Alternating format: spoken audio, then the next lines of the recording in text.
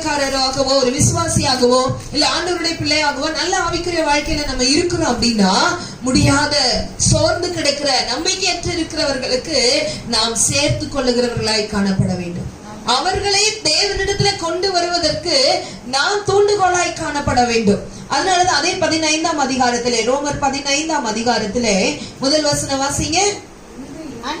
அன்றியும் பலமுள்ளவர்களாகிய நாம் நமக்கே பிரியமாய் நடவாமல். பலமுள்ளவர்களாகிய நாம் எதுல பலமுள்ளவர்கள்? விசுவாச வாழ்க்கையில பலமுள்ளவர்களா இருக்கிறோமா? ஆவிக்குரிய காரியங்கள்ல பலமுள்ளவர்களா இருக்கிறோமா? இன்னைக்கு ஆண்டவர் சொல்றாரு, பலமுள்ளவர்களாகிய நாம் நமக்கே பிரியமாக நடவாமல் பலவீனருடைய பலவீனங்களை தாங்க வேண்டும். ஹல்லேலூயா. எத்தனை பேர் விசுவாசிக்கிறீங்க? ஹல்லேலூயா. ஆமென். இந்த வசனத்துல 2 குரூப் சொல்லி இருக்கிறாரு, பலமுள்ளவர்கள், பலவீனமானவர்கள். ஆமென்.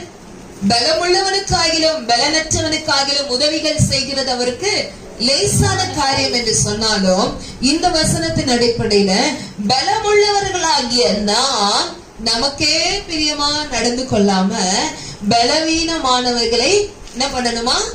தாங்க வேண்டும். ஹல்லேலூயா. ஒரு குடும்பத்துல நீங்க விசுவாசத்துல ஆவிக்குரிய ஜெப வாழ்க்கையில தேவனோடு கூட இருக்கிற உறவுல பலமா இருக்கிறீங்களா?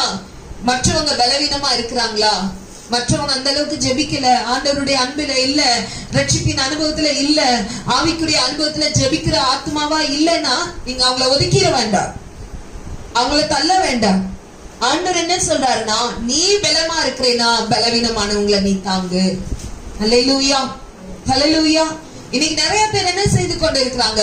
ஐயோ, அவங்க ஜெபிக்க மாட்டேங்கிறாங்க, ஆண்டவரோட ஐக்கியமா இருக்க மாட்டேங்கிறாங்க, ஒத்துழைப்பு கொடுக்க மாட்டேங்கிறாங்க, அவங்களோட நம்ம இணங்கி போக வேண்டாம், அவங்களை விட்டு விலகிட்டு நம்ம இஷ்டத்துக்கு தான் நம்ம போயிட்டு இருப்போம்.